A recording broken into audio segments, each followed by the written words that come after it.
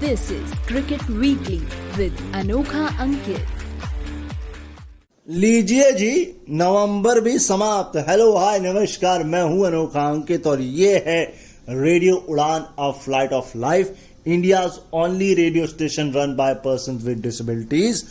और भैया आजकल तो सुबह भी आते हैं हम। हाँ, मंडे को कोशिश तो पूरी रहती है। शो वैसे तो करते हैं विदित मंडे टू फ्राइडे सुबह 7 से 8। अगर ट्यूसडे टू फ्राइडे कहें तो भी कोई गुरेज नहीं होगा। क्या मसाला चाय, वो भी सुने। फिलहाल शो शुरू हो चुका है क्रिकेट वीकली। यहाँ बात होती है सिर्फ और सिर्फ क्रिकेट की।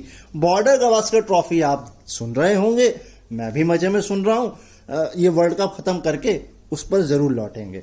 फिलहाल वापस चलते हैं हम अब किस पर? हाँ जी, ICC women's T20 world cup 2024 के स्टैट्स पर। हम कर क्या रहे हैं? हम कर रहे हैं वुमेन्स T20 वर्ल्ड कप 2024 के मैचेस। और कल के दिन हमने कौन सा मैच किया था? India Sri Lanka with collaboration. और वो कोलैबोरेशन क्या थी ये आपको कल के एपिसोड में सुनने को मिल जाएगा, देख लीजिए जाके। आज उसी टूर्नामेंट के एक और मैच पर आ गए हैं और ये मैच है इंडिया वर्सेस ऑस्ट्रेलिया। और ये फाइनल मैच था इंडिया का, क्योंकि यहां के बाद तो इंडिया को पाकिस्तान पे डिपेंड रहना था। लेकिन पाकिस्तान ने तो ऐसा खेल खेला कि इंडिया ने अपना सामान पैक करके कहा चलो भाई घर चलते हैं, अब न्यूजीलैंड के साथ गुजरात में खेलेंगे वनडे सीरीज, फिर वहां से बीबीएल खेलेंगे। उसके बाद को मैंने देखा नहीं कि कौन सा इंडिया का टूर्नामेंट है।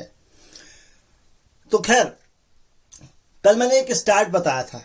वो स्टैट क्या था? वो स्टैट ये था कि वुमेन्स T20 में या वर्ल्ड कप में इंडिया की तरफ से सबसे ज्यादा रन किसके हैं। मैंने आपको बताया था 500 स्मृति मंधाना के हो गए थे। 726 पर थे कौन? मिताली राज। और 680 पर थी, अगर मैं गलत नहीं हूं तो 680 या 620, और वो थी हरमनप्रीत कौर। तो आप पूरी लिस्ट सुन लीजिए आज नीचे से। 375 पूनम राउत। पूनम राउत है कि पूनम यादव है, ये कंफ्यूजन है, मैं भी आपको क्लियर कर देता हूं ये। लेकिन पूनम कंफर्म है क्योंकि दोनों खिलाड़ी खेलती थी। उसके ऊपर है 407 जेमिमा रॉड्रिगेस। 524 अब हो गए हैं स्मृति मंधाना। 726 मिताली राज एंड 726 हरमनप्रीत कौर। तो नेक्स्ट स्टार्ट, और आपको यह भी क्लियर करते हैं कि पूनम राउत है कि पूनम यादव। हाँ तो भाई, पूनम यादव तो बॉलर हैं, तो कौन बचा? पूनम राउत। 375 रन, ठीक है। मुझे 90% श्योरिटी थी।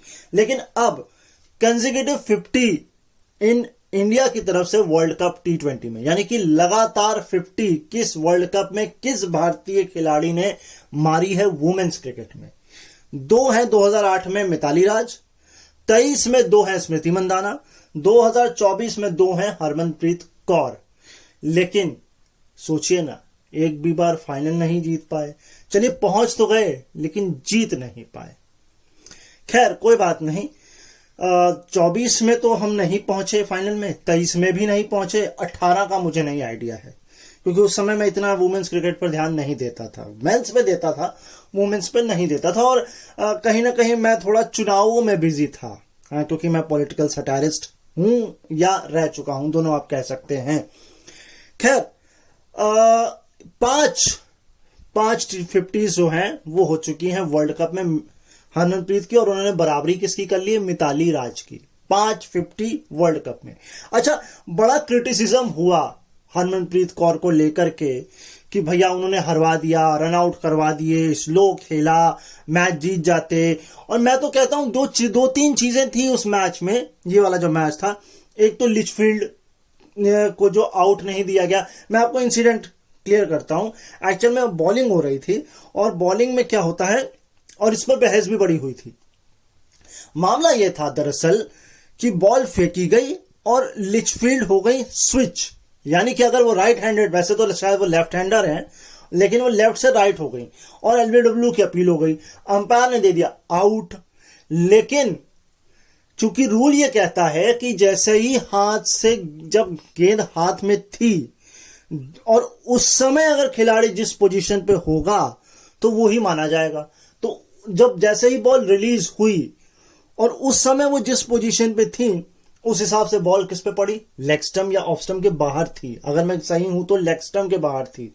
इस वजह से लिचफील्ड बच गई, क्योंकि नहीं तो अगर वो स्विच नहीं करती, क्योंकि बॉल हाथ में थी और वो थी अपनी पोजीशन पे, लेकिन बॉल जैसे ही हाथ से रिलीज हुई उन्होंने अपनी पोजीशन बदली और वो बच गई।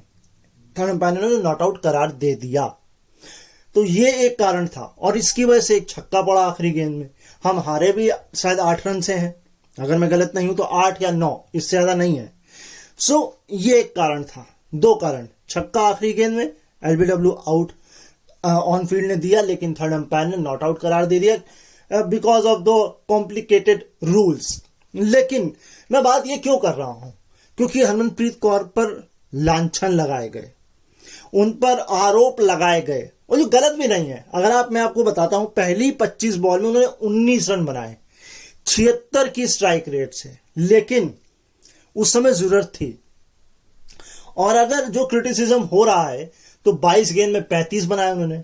यस, बाद की 22 गेंद में 35, 159.09 की स्ट्राइक रेट से।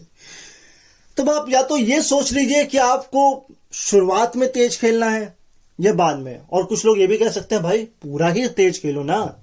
लेकिन देखिए, आप यहां से बैठकर बहुत कुछ बोल सकते हैं, लेकिन जब आप जाते हैं ग्राउंड में, खुद खेलते हैं उस सिचुएशन में, तब आपको समझ में आता है कि रियलिटी क्या है। तो मैं क्रिटिसिज्म करूंगा बट एक्स्ट्रा क्रिटिसिज्म नहीं करूंगा। सिचुएशन थी, उन्होंने स्लो खेला। हाँ, ये हो सकता था कि वो 76 की जगह 100 की स्ट्राइक रेट से खेलती तो बात बन जाती। बस अगर इतना सा, बस अगर आपको क्रिटिसिज्म करना है तो आप कर सकते हैं। तो ये बस आप कर सकते हैं। नेक्स्ट स्टार्ट पे चलते हैं। अब है मोस्ट कंसेक्यूटिव विंस इन T20 वर्ल्ड कप, यानी कि लगातार वर्ल्ड कप में जीत। ये स्ट्रीक ऑस्ट्रेलिया ने 2 बार ली है और इस बार उनकी टूट गई, दूसरी बार भी, लेकिन वो सबसे बड़ी है, वो मैं बाद में बताऊंगा। नीचे से शुरू कर रहा हूं। 2016-18 के बीच में 7 थी वेस्ट इंडीज की, इसके बाद 20 से 23 के बीच थी 7 की इंग्लैंड की, 7 की ही थी ऑस्ट्रेलिया की 2010 से 12 की, और 15 सबसे ऊपर अब, क्योंकि सेमीफाइनल उन्होंने खेला और वो हार गए। 15, 20 से 24 ऑस्ट्रेलिया, और किसने तोड़ी? साउथ अफ्रीका ने तोड़ी। इंडिया 6 जीत भी लगातार नहीं जीत पाए, क्या ही बात है यार। और लगातार 9 बार वर्ल्ड कप में ऑस्ट्रेलिया फाइनल में, सेमीफाइनल में पहुंची है, लगातार 9वीं बार। इंडिया ने 9 क्या, मुझे ये देखना पड़ेगा। जीत का तो समझ में आ गया कि लगातार नहीं जीते हैं। तो देखिए, जब तक आप लगातार नहीं जीतेंगे तब तक आप फाइनल नहीं पहुंच पाएंगे, और फाइनल पहुंच गए तो एक बार पहुंचे हैं, एक बार वो क्रीज ने पता नहीं बल्ला खा लिया हरमनप्रीत कौर का। एक बार शायद हम जनसंख्या देख के डर गए 2020 में, वो इतनी सारे लोग आ गए हमको देखने, ऐसा कैसे हो गया भाई। वैसे भी हम इंडियंस, जैसे मेरी ही बात करूं तो मैं नहीं चाहता कि मेरे को कुछ सुने, मगर ऐसा नहीं कि मुझे ऑडियंस नहीं पसंद है, मतलब वो लाइव ऑडियंस थोड़ा हुआ, मगर मैंने प्ले भी किया एक स्टेज पर, तो मुझे कोई इशू है नहीं। हाँ चलिए, खैर कोई बात नहीं। हम 10.5 या 10.4 पर ही ऑस्ट्रेलिया जो है ऑफिशियली वो सेमीफाइनल के लिए क्वालिफाई कर गया था, लेकिन हम मैच में 12वें ओवर तक थे, क्योंकि 12 ओवर में इंडिया के थे 79 पर 3 और ऑस्ट्रेलिया के थे 80 पर 3, तो एक ही रन का सेपरेशन था वहां पर। लेकिन बस विकेट गिरने की वजह से जो कुछ हुआ सो हुआ।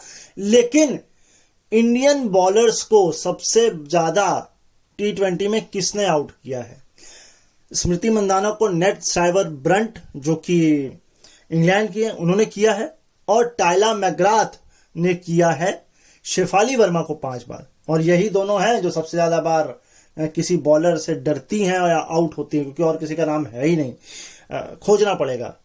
वैसे क्यों डर है? होता है जैसे मिचेल स्टार्क या पैट कमिंस या हेजलवुड, इसमें से किसी एक को विराट कोहली ने सबसे ज्यादा बार आउट किया है। अगर मैं गलत नहीं हूं तो हेजलवुड ही होंगे वो। जैसे मैकग्राथ उन्होंने भी किसी ना किसी को आउट किया होगा।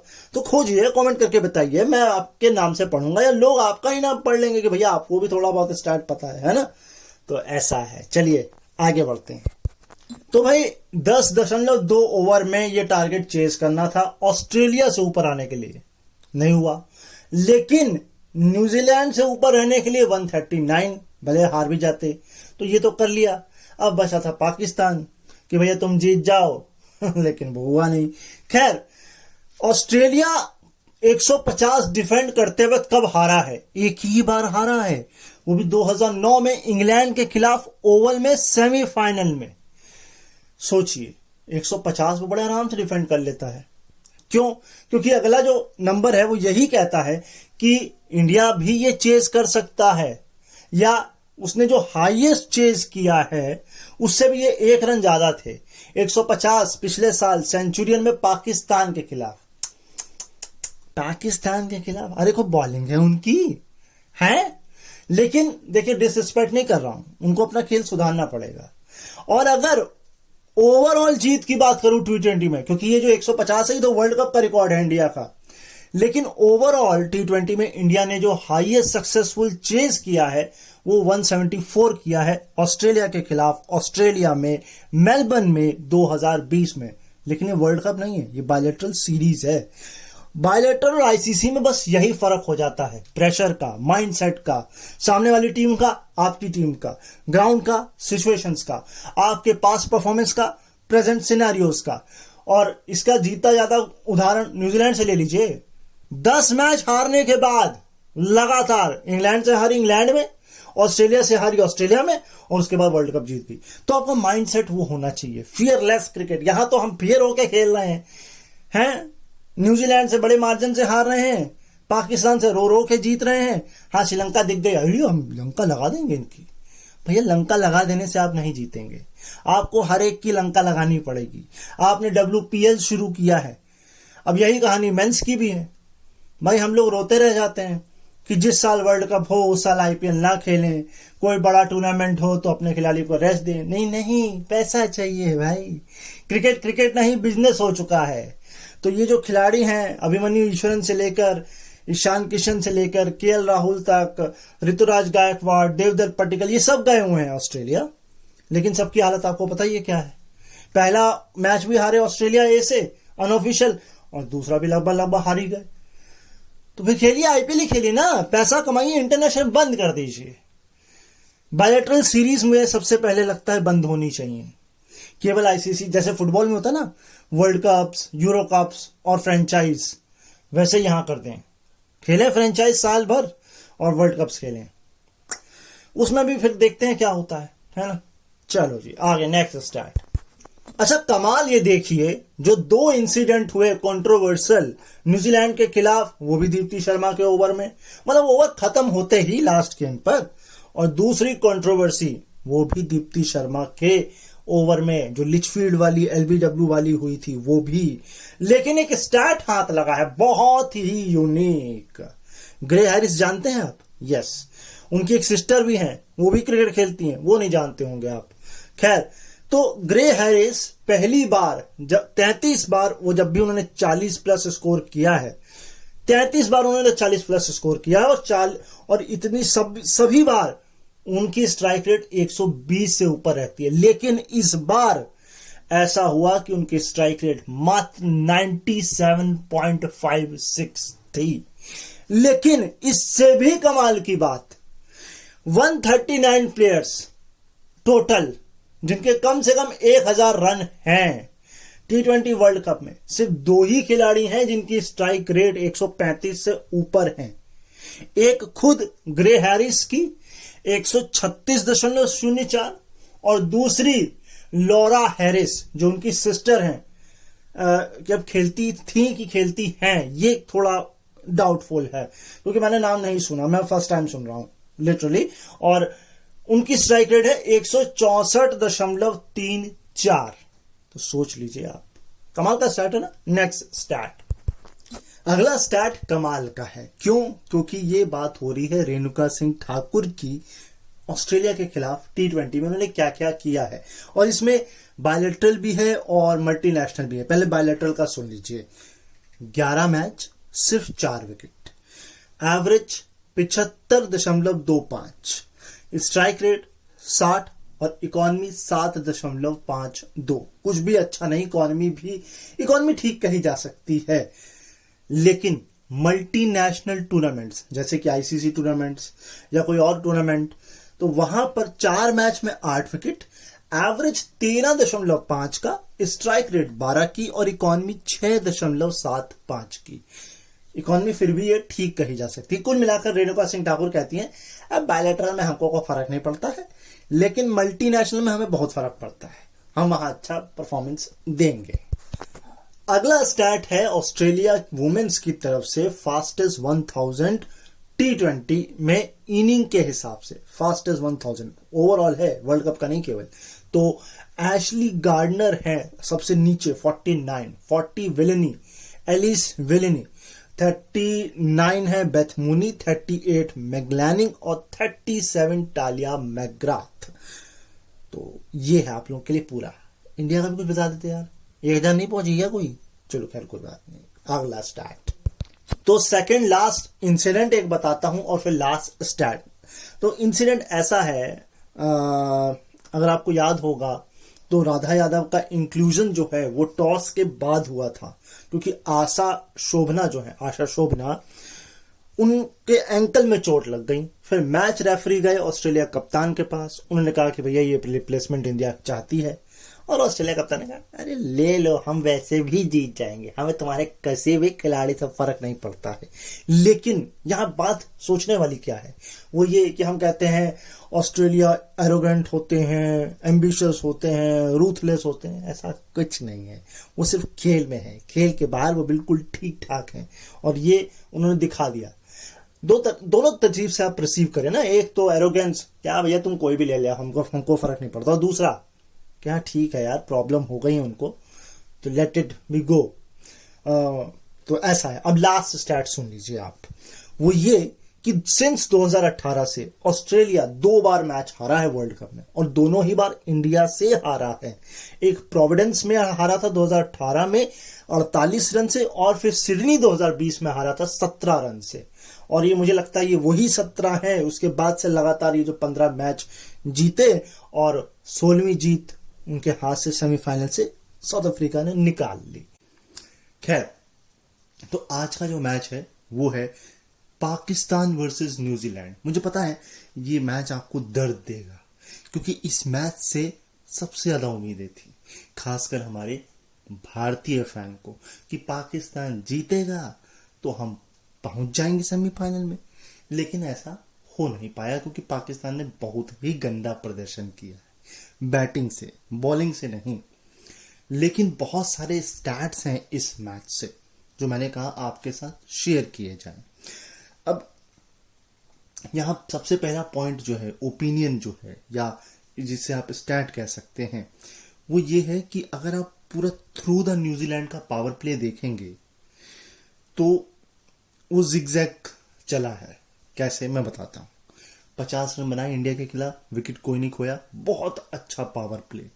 लेकिन उसके बाद सीधे धड़ाम 29 पर 1 किसके खिलाफ? ऑस्ट्रेलिया के खिलाफ। ये लाजमी है। इसके बाद श्रीलंका के खिलाफ 35 पर कोई नहीं, ठीक। और फिर लास्ट मैच जो उन्होंने खेला पाकिस्तान के खिलाफ, ये श्रीलंका के खिलाफ 35 पर 0, पाकिस्तान के खिलाफ 39 पर 0। तो विकेट तो इन्होंने सिर्फ ऑस्ट्रेलिया के खिलाफ गंवाया, लेकिन अगर आप देखें तो कुछ इंडिया के अलावा कुछ खास सिग्निफिकेंस नहीं है स्कोर के मामले में, ठीक है। स्टैट नंबर 2, ये स्टैट नहीं है, ये एक तरीके से रियलिटी चेक है, या इसे कहें पॉसिबिलिटी थी कि अगर पाकिस्तान जो टारगेट उसको मिला था 10.4 ओवर में, अगर वो पार पा लेता उससे, तो वो क्वालिफाई कर जाता। और अगर 10.4 ओवर के बाद वो जीत भी जाता तो इंडिया पहुंच जाता। यस, लेकिन अब नेक्स्ट स्टैट। तो ये जो बात मैंने बताई, इस बात को थोड़ा मैं और आपको एक्सपेंड कर देता हूँ, क्लियर कर देता हूँ। कैसे? 6.50 लगभग 7 की रन रेट से आप 39 रन बनाए पहले 6 ओवर में। उसके बाद 7 से 14 ओवर में मात्र 28 रन, 3 विकेट खोए, सिर्फ 3.50 का रन रेट। और आखिरी के जो ओवर थे 15 से 20, वहां बनाए 43 रन, विकेट शायद वहां पर भी 3 खोए और 7.16 का रन रेट वहां पर था। अच्छा, आप इससे एक चीज का अंदाजा लगाइए, अगर आप इंडिया वाले मैच में भी जाएंगे तो जो मिडिल ओवर्स हैं वहां जल्दी जल्दी 2 विकेट गंवाए थे। इस वाले मैच में भी इनका ये हाल हुआ है। तो मिडिल ओवर्स काफी ज्यादा परेशान करते हैं न्यूजीलैंड को, इससे ये समझ में आ रहा है। नेक्स्ट स्टार्ट, ये जो स्कोर बनाया 110 पर 6 न्यूजीलैंड ने, ये पाकिस्तान के खिलाफ सबसे लोएस्ट है पहली इनिंग में न्यूजीलैंड का। ये ओवरऑल पिक्चर है, मैं फिर भी कंफर्म कर दूंगा। वैसे ये ओवरऑल पिक्चर है, केवल वर्ल्ड कप की कहानी नहीं है, ये ओवरऑल एक पिक्चर है वुमेन्स T20 की। लेकिन 3 फॉर यानी कि 3 विकेट कब कब पाकिस्तान के बॉलर्स ने लिए हैं न्यूजीलैंड के खिलाफ, ओवरऑल, वर्ल्ड कप नहीं, ओवरऑल। तो 2017 शारजा में लिया था सादिया यूसुफ ने 30 रन देकर 3 विकेट। फातिमा सना ने लिया था डनीडन 2023 में 22 रन देकर 3 विकेट। अब 18 रन देकर 3 विकेट लिए हैं नसरत संधू ने दुबई 2024। और सबसे ऊपर फिर से फातिमा सना डनीडन 2023, 18 रन देकर 3 विकेट। हाँ जी, तो जो दोनों स्टैट मैंने बताए, ये दोनों स्टैट जो थे वो ओवरऑल थे। अब सुनिए, ये वर्ल्ड कप का स्पेशल स्टैट है कि 4 कैच एक मैच में वुमेन्स T20 वर्ल्ड कप में किसने किसने लिए हैं। पहला तो इंडियन है, वेदा कृष्णमूर्ति, प्रोविडेंस 2018 में ऑस्ट्रेलिया के खिलाफ। ये सबसे कमाल की बात है। लेकिन ये वेदा कृष्णमूर्ति है कहाँ इस वक्त, ये नहीं पता, क्योंकि टीम में तो है नहीं फिलहाल, मैं जो देख पा रहा हूं। और मुझे जहां तक पता है ये विकेट कीपर हैं, और अगर मैं गलत नहीं हूं तो ठीक है। ताजमन ब्रिज ने भी 4 कैच पकड़े हैं इंग्लैंड के खिलाफ, लेकिन लास्ट वर्ल्ड कप में केप टाउन 2023। और अब फातिमा सना की नसरत संधू, मैं नाम कंफ्यूज हो रहा हूं, मुझे जहां तक लग रहा है ये फातिमा सना है जिन्होंने इस वाले मैच में, ये जो दुबई में खेला गया 2024 न्यूजीलैंड के खिलाफ, 4 कैच पकड़े। नाम कंफर्म करता हूं, हाँ जी, तो वो फातिमा सना थी, ठीक है। सो अगला, ये जो कैच पकड़े हैं 3 या 3 से ज्यादा, फातिमा सना ये पहली पाकिस्तानी भी हैं ओवरऑल, मतलब वर्ल्ड कप नहीं, ओवरऑल। अच्छा, ये जो फैक्ट था 4 कैचेस वाला, ये एज ए प्लेयर बताया है। तो फिर मेरा दिमाग ये घूम रहा है कि कहीं वेदा कृष्णमूर्ति विकेट कीपर तो नहीं है फिर, क्योंकि ये जो है, लेकिन यहाँ ये क्लियर नहीं किया गया है कि ये जो कैचेस, वैसे क्लियर कर दिया गया है ये केवल प्लेयर द्वारा लिए गए हैं, विकेट कीपर इंक्लूड है डिस्क्लूड है, मतलब वो नहीं बताया। खैर, 3 फॉर वर्ल्ड कप में यानी कि 3 विकेट कब कब लिए हैं पाकिस्तान वुमेन्स ने वर्ल्ड कप में, वो भी T20 में। तो एक है नसरत संधू, एक है सानिया खान और एक है निदा दर। इन्हीं ने लिए हैं, शायद दो बार लिए हैं इन लोगों ने। वैसे ये इंक्लूडेड नहीं है, लेकिन इन 3 खिलाड़ियों ने 3 फॉर लिया है वुमेन्स T20 वर्ल्ड कप में। लेकिन सोचने वाली बात यह है कि पहली बार 3 कैच लिए हैं पाकिस्तान के एज ए फील्डर ने, या 3 से ज्यादा, यानी कि 3 से कम ही लिए थे। अच्छा, ये स्टैट और देखने वाला होगा कि और टीमों के क्या क्या हाल है इसमें। वैसे एक अभी आइडिया आया मेरे दिमाग में, हम पाकिस्तान तो नहीं जा रहे हैं क्योंकि अभी सुनने में आ रहा है हाइब्रिड मॉडल है दुबई का, वहां हम खेलेंगे अपने मैचेस। लेकिन चलिए खैर छोड़िए, ये मुद्दा कभी आपसे पर्सनली 1-to-1 इंटरेक्ट करके करेंगे इंस्टाग्राम पे। नेक्स्ट स्टार्ट पे आते हैं। हाँ, तो भाई ये तीनों खिलाड़ियों ने 2 कैच, या 3 कैच नहीं यार, कैच इसलिए याद में आ रहा है क्योंकि अगला स्टार्ट कैच से है। तो 2 निदा दर, 2 सानिया खान, 2 नसरत संधू, तीनों ने 2 3 फर्स्ट लिए हुए हैं वुमेन्स T20 वर्ल्ड कप में। लेकिन सबसे कमाल की बात पता है क्या है? इस पूरे मैच में 5 कैच पकड़े और 8 कैच ड्रॉप कर दिए पाकिस्तान ने। और सोचिए अगर ये जो 8 कैच ड्रॉप किए हैं, अगर ये 8 कैच ले लेते तो ये जो 110 है ये 110 भी नहीं होता। लेकिन क्या गारंटी उसके बाद भी जीत जाते ये। सबसे बड़ी कमाल की बात तो ये। चलिए खैर, नेक्स्ट स्टैट्स पर चलते हैं। तो भाई न्यूजीलैंड जो है 5वीं बार सेमीफाइनल में पहुंचा है और पहली बार 2016 के बाद। तो ये अपने आप में कमाल की बात है न्यूजीलैंड के लिए, बहुत अच्छी बात है। मगर वही था कि हर बार सेमीफाइनल में पहुंचकर फाइनल में नहीं पहुंच पाता था, या पहुंच भी जाता होगा, पहुंचता ही नहीं था पहली बार तो। तो खैर, एक स्टैट है और वो स्टैट ये कहता है कि वुमेन्स वर्ल्ड कप यानी कि T20 में लोएस्ट टोटल, क्योंकि ये 56 तो लोएस्ट बनाया है ये पाकिस्तान ने, ये पाकिस्तान का अब तक का सबसे लोएस्ट है वर्ल्ड कप में, और कि न्यूजीलैंड के खिलाफ सेकंड लोएस्ट है। ओवरऑल की बात हो रही है, क्योंकि इससे कम जो है वो क्राइस्टचर्च में बना था 2022 में, जब बांग्लादेश 32 पर ऑल आउट हो गया था। 32। लेकिन ओवरऑल की कहानी नहीं, वर्ल्ड कप की कहानी कर रहा हूं, नीचे से शुरू कर रहा हूं। पहला ही मैच जो है वो है श्रीलंका न्यूजीलैंड पाल 2023, 60 पर ऑल आउट हो गया था। इसके बाद टॉन्टेन 2009 पाकिस्तान ऑल आउट हुआ था 60 पर इंग्लैंड के खिलाफ। इसके बाद है 58 पर 9, ये है बांग्लादेश इंग्लैंड के खिलाफ, सिलेट 2014। अब 56 रन जो कि करंट मैच है दुबई में खेला गया 2024, लेकिन वर्ल्ड कप में सबसे कम जो है वो बांग्लादेश का है वेस्ट इंडीज के खिलाफ, प्रोविडेंस 2018, 46 रन। तो क्या समझ में आया? एक चीज तो ये कि भैया इंडिया नहीं है, ये बहुत अच्छी बात है, लेकिन एशिया की ही टीमें हैं, और दूसरा इंग्लैंड ही है। एक इसमें अपवाद है वेस्ट इंडीज, और ऑस्ट्रेलिया ने ये काम नहीं किया है। तो ऑस्ट्रेलिया को ये सोचना पड़ेगा कि ठीक है हम डोमिनेट करते हैं, लेकिन इतना भी डोमिनेट नहीं करते हैं कि किसी टीम को 40 के अंदर अंदर आउट कर दिया हो। Next stat.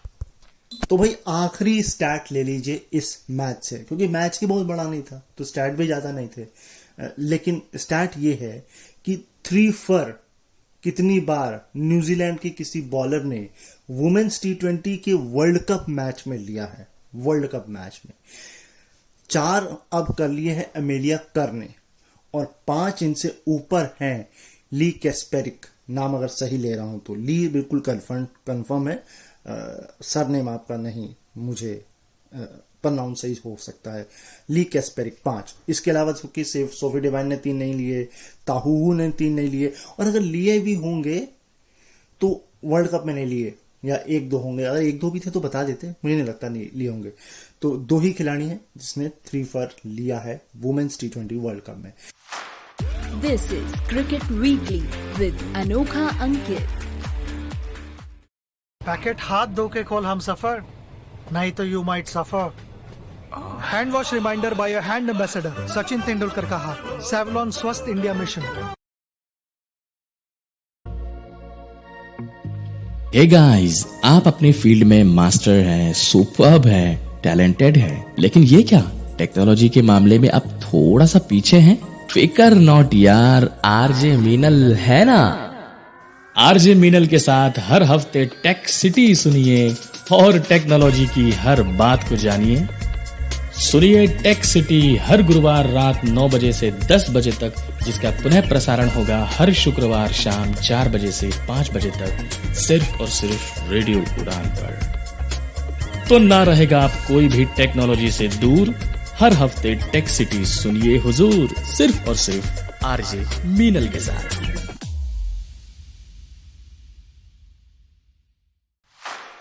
This is Cricket Weekly with Anokha Ankit. ICC women's T20 world cup 2024 के मैच दर मैच के स्टैट्स। अब सिर्फ 3 मैच बचे हैं, क्योंकि आज एक होगा, उसके बाद 2 सेमीफाइनल एंड देन फाइनल। आज का जो मैच है वो है वेस्ट इंडीज वर्सेस इंग्लैंड के बीच खेला गया आखिरी लीग मैच, और ये मैच एक तरह से क्वार्टर फाइनल था, जिसने जीतना था उसने पहुंच जाना था। लेकिन यहाँ पर सोचने वाली पहली बात यह है कि दुबई में पहला मैच खेलने को मिला इंग्लैंड को, तो उनके लिए कंडीशंस हो सकता है एलियन हो, जबकि वेस्ट इंडीज ने 3 मैच यहाँ पर ऑलरेडी खेले, यानी सारे मैच आपने एक तरीके से वहीं करा दिया आपने, तो उनको तो फायदा हो गया इस बात का, क्योंकि उनको कंडीशंस बढ़िया थी। खैर, जो कप्तान थी टीम की, उन्होंने अपना 100वां T20 खेला है और उस 100वें T20 में टॉस भी जीता है। कमाल की बात है। लेकिन सबसे पहला फैक्ट, कब 3 फर वेस्ट इंडीज के बॉलर्स ने लिए हैं। 5 बार लिए हैं स्टेफनी टेलर ने, 3 बार डिएड्रा डॉटन ने, और 3 बार एक और हैं खिलाड़ी, उनका नाम मैं क्लियर करता हूं। 3 एफी फ्लेचर, यानी कि 3 एफी फ्लेचर, 3 डिएड्रा डॉटन और स्टेफानी टेलर 5, और ये है 3 फर वेस्ट इंडीज बॉलर्स का T20 वर्ल्ड कप में, ओवरऑल नहीं, केवल वर्ल्ड कप में रिकॉर्ड, कि कब वेस्ट इंडीज के बॉलर ने 3 फर यानी कि मैच में 3 विकेट लिए। Next stat. अब अगला स्टैट ये कहता है कि most 50+ score in T20 world cup, women's के T20 वर्ल्ड कप में। नीचे से शुरू कर रहा हूं। स्टेफानी टेलर ने अब 6 कर दिए हैं और बराबरी कर ली है बेथ मूनी की।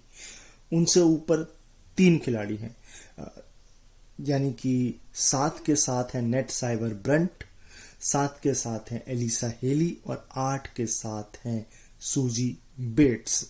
तो देखते हैं अब इनको कौन पार पाता है, क्योंकि अभी भी सारे के सारे एक्टिव प्लेयर्स हैं, तो ये क्रम किस क्रम में आगे बढ़ेगा ये देखना होगा। Next stat. अगला स्टैट ये कहता है कि इंग्लैंड के खिलाफ पावर प्ले में टीमों ने क्या क्या स्कोर किया। बांग्लादेश 20 पर 2, ये सबसे कम है क्योंकि उनका स्टार्ट ही नहीं चलता है। मैंने आपको ऑलरेडी ये बताया हुआ, उनका ओपनिंग स्टैंड इस वर्ल्ड कप में जाकर के 24 बना पहले विकेट के लिए, और तकरीबन 10 साल के बाद तो उन्होंने जीत हासिल की, वो भी स्कॉटलैंड के खिलाफ। खैर, साउथ अफ्रीका ने बनाया 37 पर 1, स्कॉटलैंड ने बनाया 29 पर 0, और वेस्ट इंडीज ने सबसे तेज ताबड़तोड़ खेला, 68 पर कोई विकेट नहीं। और जब आप विकेट नहीं गिराओगे और 10 की रन रेट से रन बनेंगे 10.5, तो फिर आपका जीतना मुश्किल है। करेक्शन कर देता हूं, 68 नहीं 67 है। अब वेस्ट इंडीज ने पावर प्ले में कैसे खेला वो भी सुन लीजिए। बांग्लादेश के खिलाफ, ये थोड़ा मुझे सरप्राइजिंग लगा, नहीं बांग्लादेश नहीं, साउथ अफ्रीका के खिलाफ पहला मैच खेला था, वहां पर बनाए थे 31 पर 2। ठीक है, उनका तो पहले ही 14 बॉलें एक बैट्समैन ने खा ली थी, पी ली थी एक तरीके से। उसके बाद इन्होंने बनाया 46 पर 2, ये था स्कॉटलैंड के खिलाफ। 48 पर 0 बांग्लादेश के खिलाफ, और लास्ट 67 पर कोई नहीं। मैं थोड़ा कंफ्यूज हूं, मैं आपको क्लियर कर देता हूं कि 46 पे 2 किसके खिलाफ है और 48 पे 0 किसके खिलाफ है।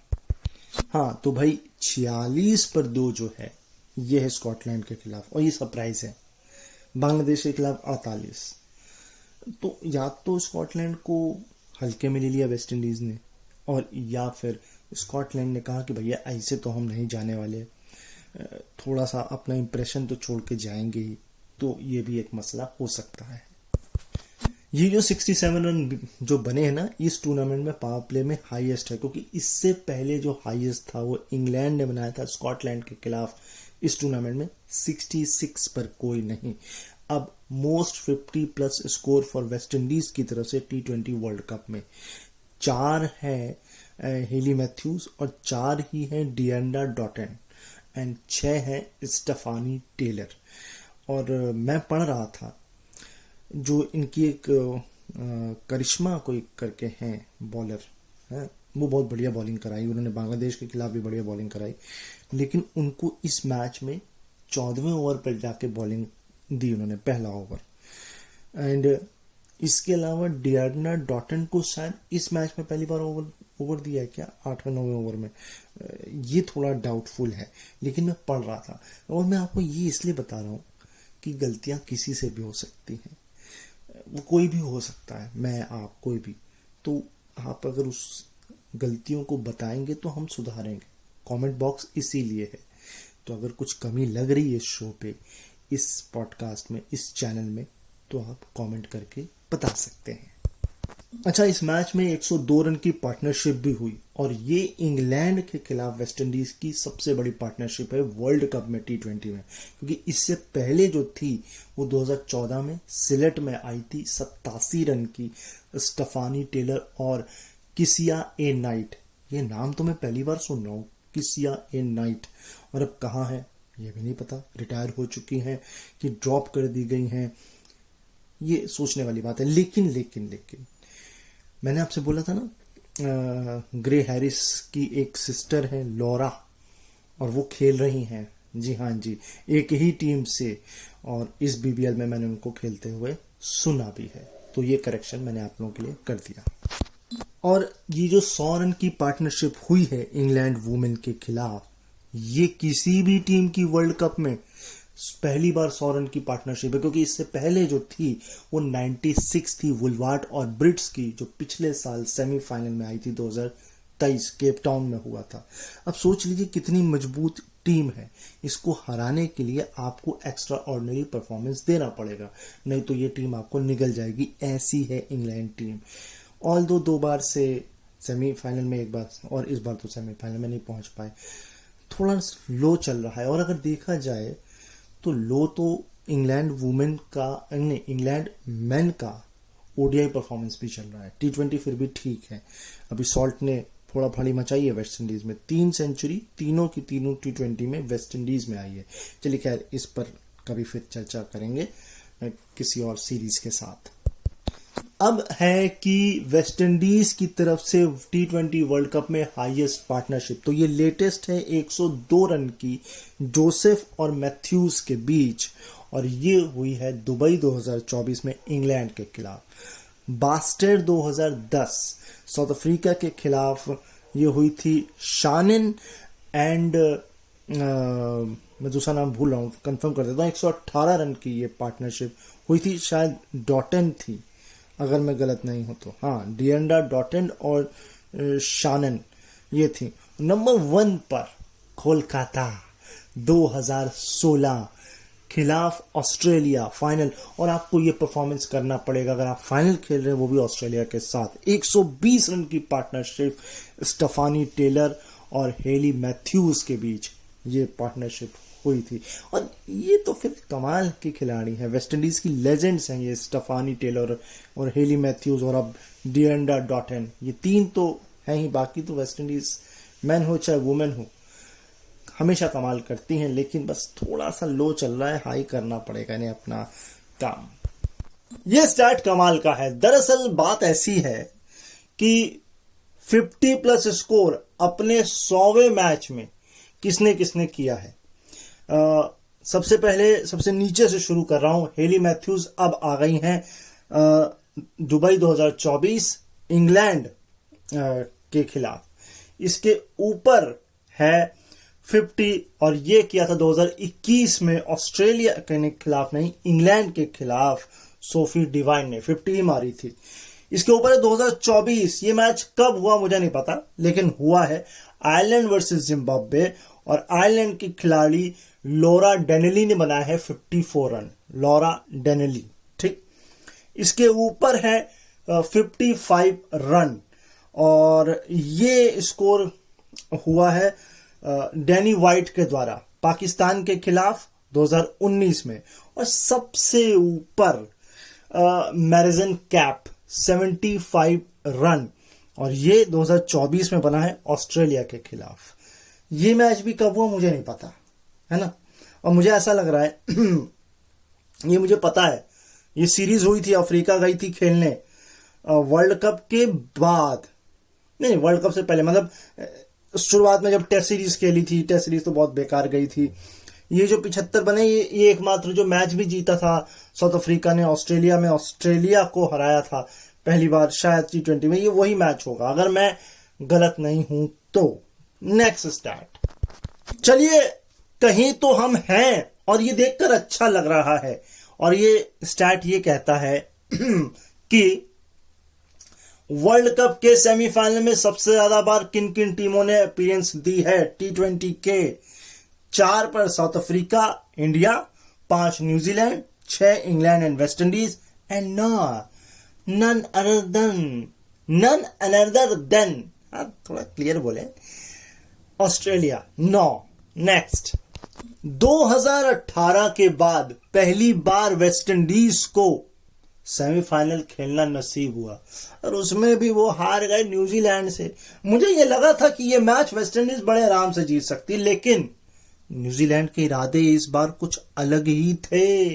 यस, इतना ही नहीं, 13 T20 के गैप के बाद कहीं वेस्ट इंडीज को इंग्लैंड के खिलाफ जीत नसीब हुई है, यानी कि 13 मैच हारे हैं पूरे लाइन से ऑन द रन। अच्छा, ये दूसरा मौका है जब वेस्ट इंडीज के ओपनर्स ने 50+ की है। इससे पहले जो की थी ऑस्ट्रेलिया के खिलाफ कोलकाता फाइनल 2016, सोचिए कितना लंबा गैप है, 8 साल। उसमें हेली मैथ्यूज के थे 66 और स्टेफानी टेलर के थे 59, और अब जाके ओपनर्स ने 50 मारी है। और जब ओपनर्स 50 नहीं मारेंगे तो दिक्कत तो होगी, जीतना मुश्किल होगा बड़ी टीमों के खिलाफ। तो आखिरी स्टैट सुन लीजिए, और वो ये कि इस टूर्नामेंट में 142, जी हां, पहली बार चेज हुआ है और ये मोस्ट है। 142 ही आप ये समझ लीजिए सबसे हाईएस्ट वेस्ट इंडीज ने इंग्लैंड के खिलाफ चेज किया है। और सबसे बड़ी बात, पूरे ओवरऑल में भी इंग्लैंड के खिलाफ ये हाईएस्ट सक्सेसफुल चेज है। तो सोचिए कितनी खतरनाक थी इंग्लैंड, जिसको वेस्ट इंडीज ने अपने कैरेबियन तूफान में उड़ा दिया। टाइफून कैलिप्सो बोलते ना, हाँ, कैलिप्सो तूफान में उड़ा दिया। अरे भैया, बहुत बात हो गई क्रिकेट की, हैं, कुछ अपनी बात भी करनी चाहिए रेडियो की। रेडियो पर कन्वेंशन की तैयारियां पूरी चल रही हैं, बस आप लोग अपनी तैयारी कर लीजिए। ट्रेन की, हवाई जहाज की, बस की, बैलगाड़ी की, साइकिल की, ऑटो रिक्शा की, टोल प्लाजा की, सबकी पूरी जो है मरम्मत करवा लीजिए और पहुंच जाइए पंचकुला 15 और 16 फरवरी 2025 को। इसके अलावा प्ले की अभी तैयारियां शुरू हो जाएंगी, है ना। देखते हैं इस बार क्या प्ले आप लोगों के लिए पेश होता है। और रेडियो उड़ान पर बाकी कई नए सारेज हैं, शोज आ रहे हैं। हनुमान जी कर रहे हैं, सिमरन जी कर रही हैं। सिमरन जी का शो जो बुक वर्ल्ड बड़ा फेमस है भाई। पिछले हफ्ते जो कहानी सुनी गजब थी, जामुन का पेड़, जरूर सुनिएगा और आपको बहुत बहुत बहुत आनंद आएगा। मुझे तो बेहतरीन आनंद आया वो कहानी सुन के। अब आप सुनिएगा। इसके अलावा एक आरजे और आए हैं, उनका नाम मुझे रानू जी आई हैं। रानू जी वो तो भैया विनर है शायद हमारे आरजे हंट की। सो इनको भी सुनिए, नए नए आरजे सुनिए, पुराने आरजे सुनिए, मुझे सुनिए, विदित को सुनिए। मसाला अच्छा है, सुबह सुनिए 7 से 8। चलिए अब मैं यहां से निकलता हूं, थोड़ी भूख वूख लगी यार, है ना। चलिए अब मिलते हैं अगले महीने में। हाँ जी, सही है ना। हाँ, चलिए फिलहाल अपना ख्याल रखिए, मुझे अपने दिलों में याद रखिए और सुनते रहिए रेडियो उड़ान a flight of life. Show छूट गया हो, कल दोपहर 3 बजे रिपीट होगा, सुन सकते हैं आप। रेडियो उड़ान @gmail.com पर सब्जेक्ट लिख लीजिएगा क्रिकेट वीकली रिव्यू। अच्छा बुरा कड़वाहट सब लिख भेजिएगा, मैं जरूर पढ़ूंगा और लोगों को सुनाऊंगा। एंड इसके अलावा रेडियो उड़ान को खोजिए इंस्टाग्राम से लेकर, व्हाट्सएप से लेकर, फेसबुक से लेकर, ट्विटर से लेकर, लिंक्डइन से लेकर, सब जगह भैया। और क्रिकेट पसंद करने वालों को घर घर जाके गेट खटखटा के बोलिए कि अगर क्रिकेट पसंद है तो रेडियो उड़ान सुना करें। मैं मिलता हूं आपको नेक्स्ट वीक, तब तक के लिए सायोनारा, बाय बाय, शुभ रात्रि, नमस्कार।